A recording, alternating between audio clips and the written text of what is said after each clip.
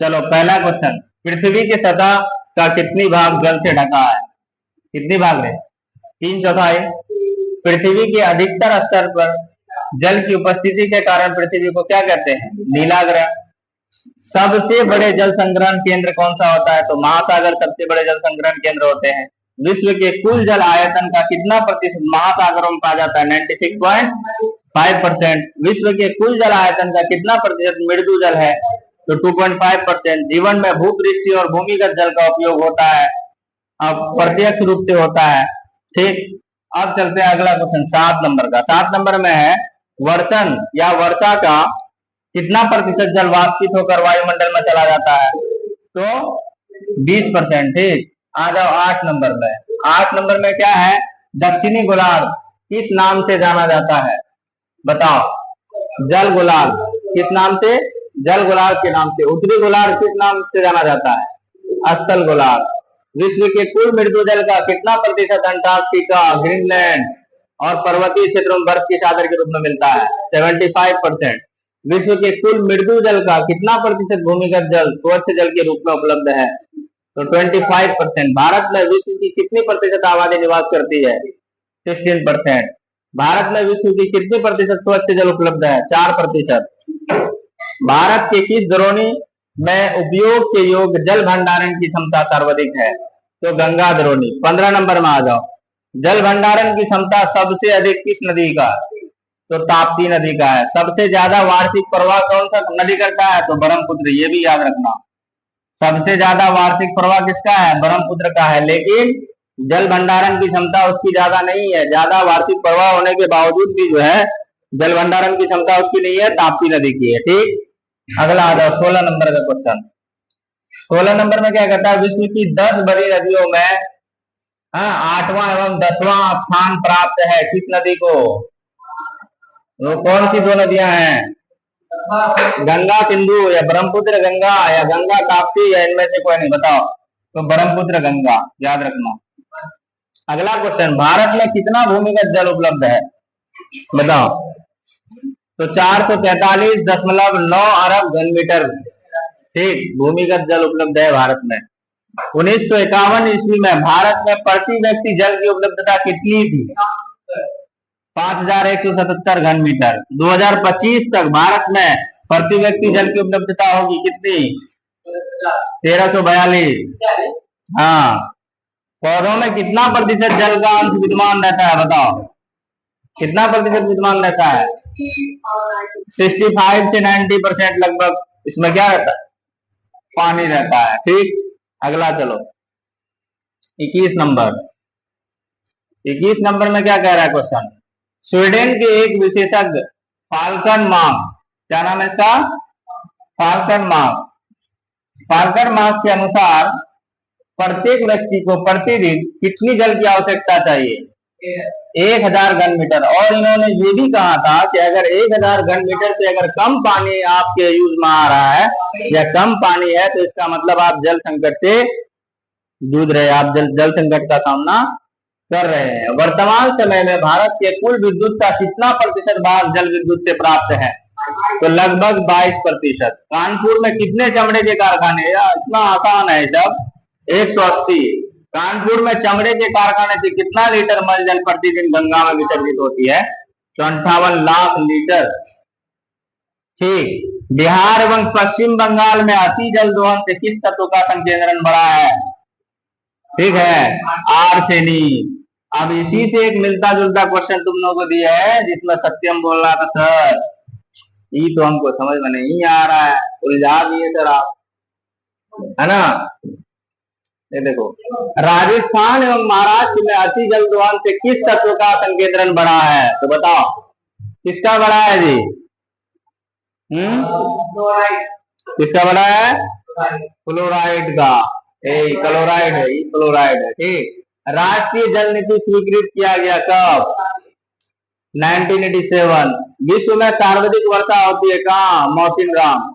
ये मेघालय में ही है, लेकिन ये एक जगह है और इसमें एक जगह का नाम आता है जिसका नाम है चेरापूंजी।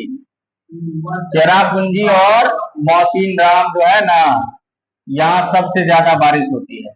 जल संकट से निवारण हेतु कितना प्रतिशत जल संग्रहण से होता है, बताओ। हाँ, 25%। राजस्थान में पेयजल संचय भूमिगत टैंक में किया जाता है, उसे क्या कहा जाता है, बताओ। टांका। क्या कहा जाता है, टांका। लेकिन कहीं कहीं किसी जगह में वो खारीन के नाम से भी जाना जाता है और जोहर के भी नाम से जाना जाता है। किसके नाम से जाना जाता है, खारीन के नाम से और जोहर के नाम से। अब देखो, अब आप लोगों का क्वेश्चन आ रहा है यहाँ पे, इसको हम लोग थोड़ा देख लेते हैं। सब्जेक्टिव, सब्जेक्टिव में पहला है क्वेश्चन, यहाँ पे हम लिख सकते हैं ना। तो पहला क्वेश्चन है आप लोगों का, इस क्वेश्चन को लिखा करो। हम लिखा रहे, लिखो। 31 नंबर का जो आंसर होगा वो लिखो। भूमि जल पुनः पूर्ति के बाधक तत्व क्या क्या है, यानी जो भूमि जल का जो है पुनः पूर्ति जो नहीं हो पा रहा है, उसका रीजन क्या है, उसको हम लोग को लिखना है। तो इसका आंसर आप लोग लिखो, क्या क्या वो तत्व है जो भूमिगत, है ना, भूमि वाला जल को पुनः पूर्ति में बाधक बन जाता है। तो सबसे पहले लिखो शहरीकरण।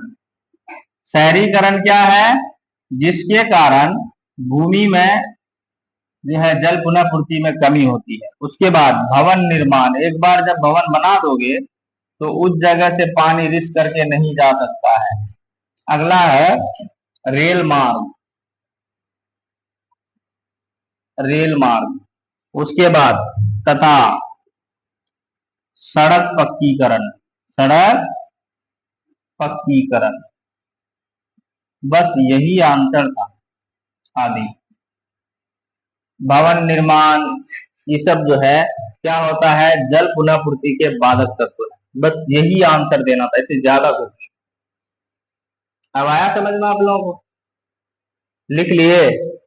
अगला क्वेश्चन 32 नंबर का था, जिसमें हम ये लिखे थे कि बहुउद्देशीय परियोजनाओं के नाम लिखें। तो क्या क्या सब परियोजना है ना। तो उसमें लिखना कई परियोजना था, है ना, जिसमें लिखो भाखड़ा नांगल, भाखड़ा नांगल। ठीक, उसके बाद आ जाओ हीराकुंड, हीराकुंड। उसके बाद आ जाओ दामोदर, दामोदर नदी घाटी परियोजना था ना जी। गोदावरी, ठीक।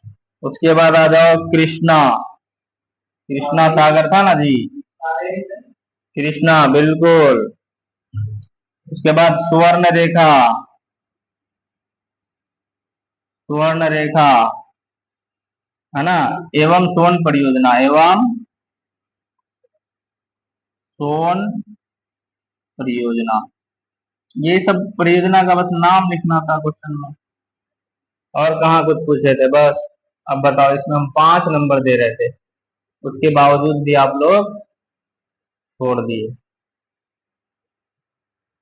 लिख लिए, जल्दी करो।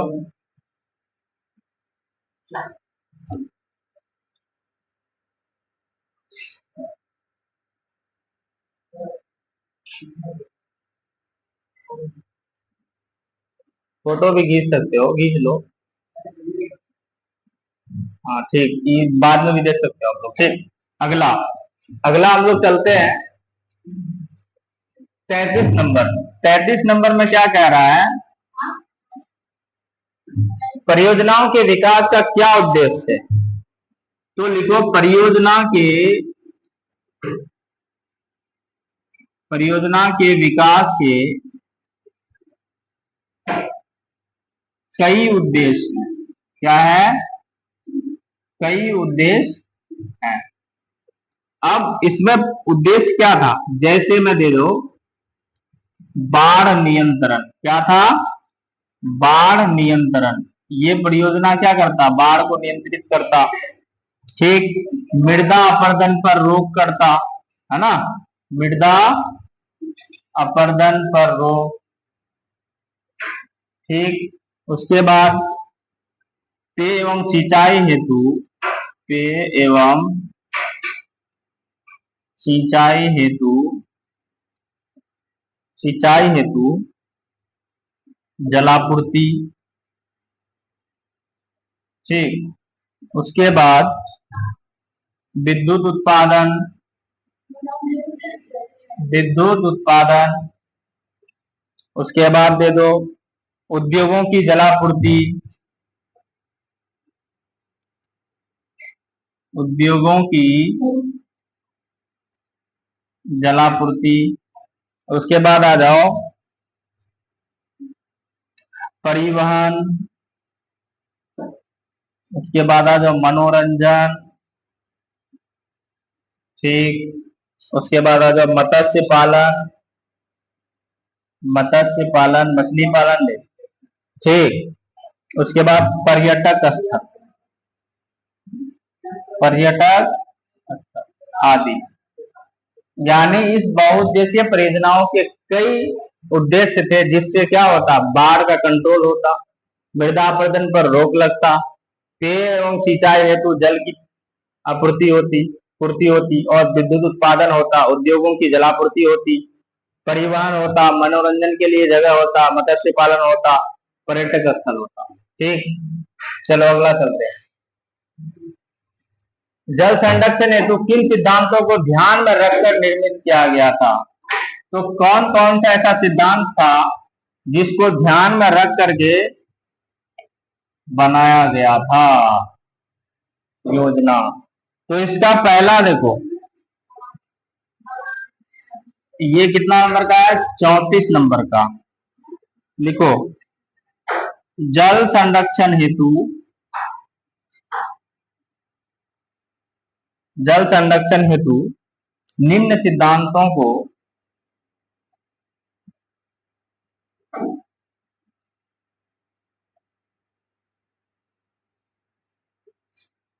ध्यान में रखकर योजनाओं को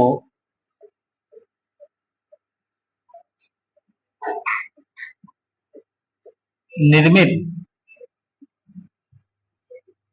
किया गया है, किया गया। पहला, जल की उपलब्धता को बनाए रखना, जल की उपलब्धता को बनाए रखना। ठीक, दूसरा पॉइंट इसका है जल को प्रदूषण होने से बचाना, जल को प्रदूषित होने से बचाना, प्रदूषित होने से बचाना। तीसरा पॉइंट इसका है प्रदूषित जल को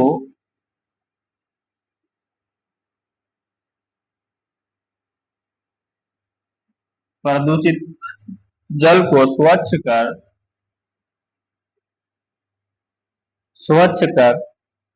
उसका